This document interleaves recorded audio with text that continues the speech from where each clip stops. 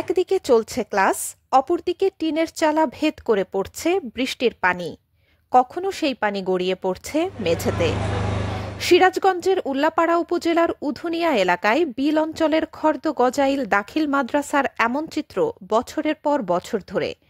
বৃষ্টি হলেই বিপাকে পড়তে হয় শিক্ষক শিক্ষার্থীদের। শ্রেণী কক্ষগুলোর দরজা জানালার পাশাপাশি অবকাঠামোর অবস্থাও বেহাল। মাদ্রাসাটিতে পড়াশোনা করছেন 2 শতাধিক শিক্ষার্থী। অবকাঠামোগত সমস্যায় পাঠদান কার্যক্রম মারাত্মকভাবে ব্যাহত হচ্ছে। এমন অবস্থায় পড়াশোনায় আগ্রহ হারাচ্ছেন কোমলমতি শিক্ষার্থীরা। ক্ষতিগ্রস্ত হচ্ছে শিক্ষার মান। ক্লাস করতে অনেক অসুবিধা হয়, বিশেষ করে বৃষ্টির দিনে। কারণ বৃষ্টির দিনে অনেক জায়গা আছে যেখান দিয়ে ভাঙা, সেখান দিয়ে পানি পড়ে আমাদের ক্লাস করতে অনেক অসুবিধা হয়। আর বৃষ্টি হলে আমাদের যাতায়াতের অনেক অসুবিধা। স্কুলের ভিতর নানা ধরনের পুলের ভিতর দিয়ে পানি পড়ে, যার কারণে আমরা যাতায়াত করতে পারি না।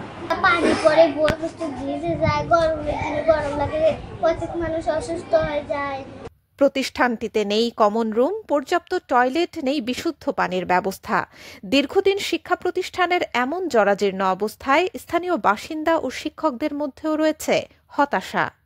গত বছরও এত প্রতিষ্ঠানের রেজাল্ট খারাপ, তার মধ্যেও আমার প্রতিষ্ঠানের রেজাল্ট মোটামুটি আলহামদুলিল্লাহ ভালো।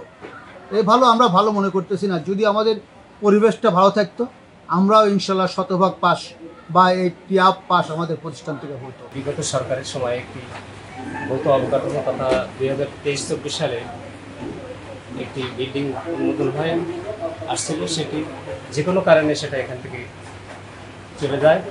যাওয়ার কারণে প্রায় 3 থেকে 4টি বছর এই ডিজিটাল যুগে শিক্ষা প্রতিষ্ঠানের বা শিক্ষকদের ছাত্রদেরকে ক্লাসে পাঠদানে অত্যন্ত ব্যাহত হচ্ছে এবং আবহাওয়া অনুকূল পরিবেশ না, প্রতিকূল অবস্থা বিরাজ করলেই ছেলেমেয়েরা আসতে খুব কষ্ট হয়।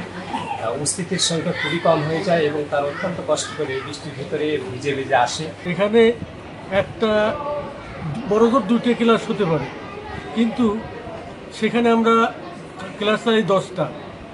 এই 2টা ক্লাসের অ্যাকোমোডেশনের জায়গা এখানে আছে, 10টা চালাই তাও ঠিক আছে, কিন্তু এখানে যখন রোদ হয়, যখন রোদ থাকে, তখন এই ঘরগুলোতে কবুতরের খোপের মতো ঘর থাকা খুব কঠিন হয়ে যায়। উদ্বাস্তুর মতো জীবনযাপন করতেছি এখন যে অবস্থা।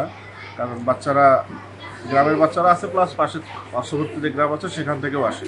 যেমন আজকে রাফ ওয়েদার, যার কারণে বাচ্চারা আমার এখানে 32 স্টুডেন্টস আজকে উপস্থিত আছে মাত্র 12, অর্থাৎ 12 জন, 20 জন বাচ্চাই আসতে পারে। শিক্ষার্থীদের পাঠদানে মনোযোগ ফেরাতে অবকাঠামো ও সার্বিক মানোন্নয়নে কর্তৃপক্ষের হস্তক্ষেপ কামনা করেছেন অভিভাবক সহ সংশ্লিষ্টরা। Desk report, B news 24।